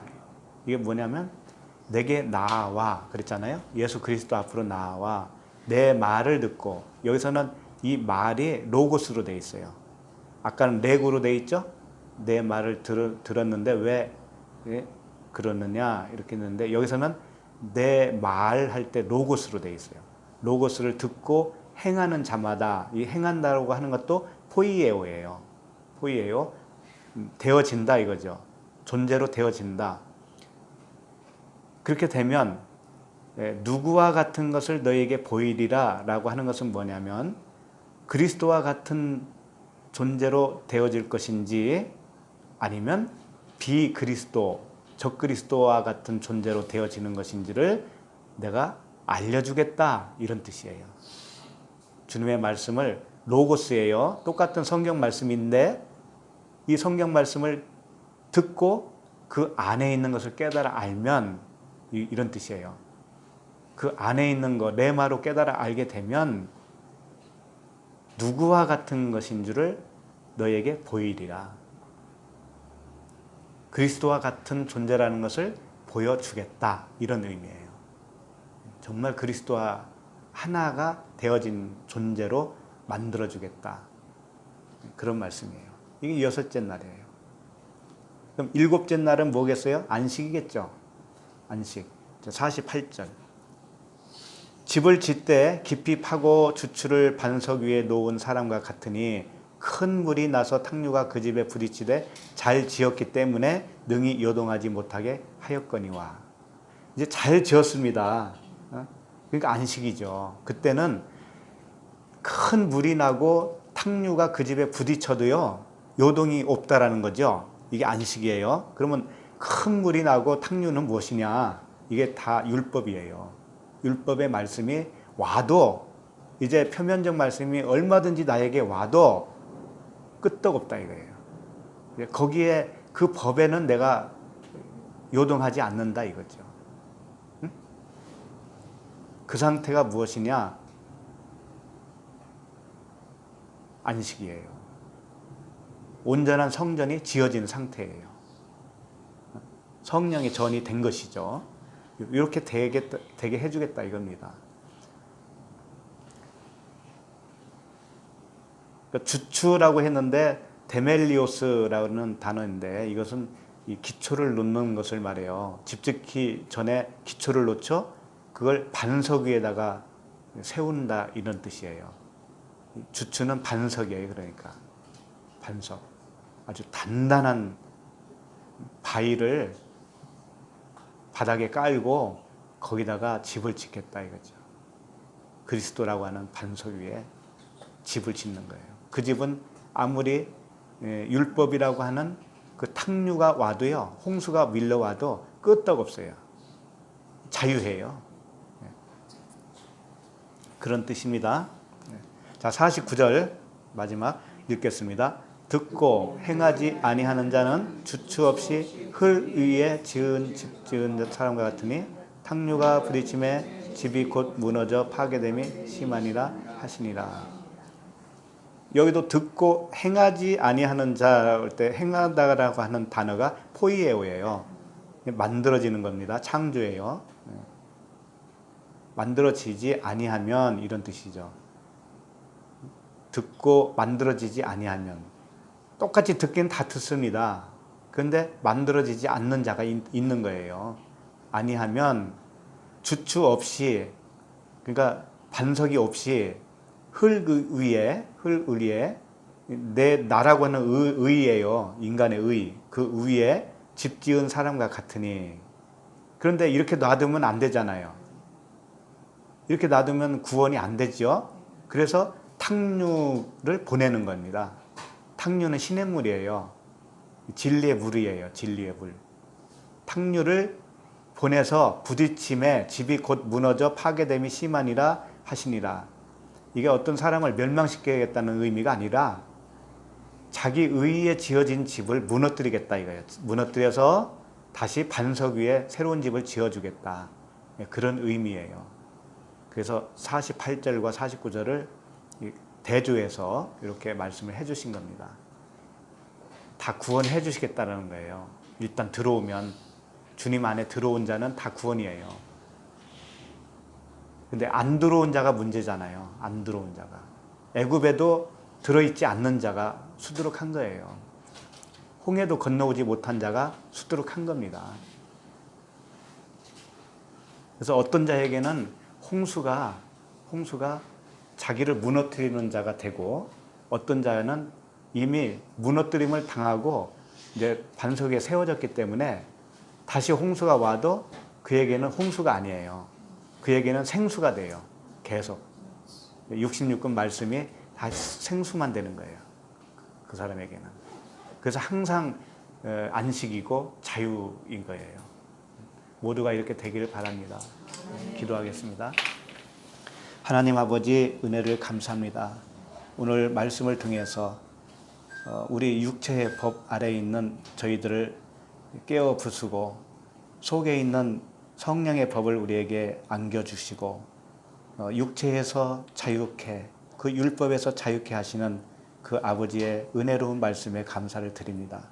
우리가 다 내 의로 세워졌던 그 집이 무너지게 하시고 그 홍수로 무너지게 하시고 그 홍수에 의해서 무너진 후에 반석 위에 새로운 집이 세워지어서 그 홍수가 그 탕류가 우리에게는 생명수가 될 수 있도록 인도하여 주시옵소서. 예수 그리스도의 이름으로 기도하옵나이다. 아멘.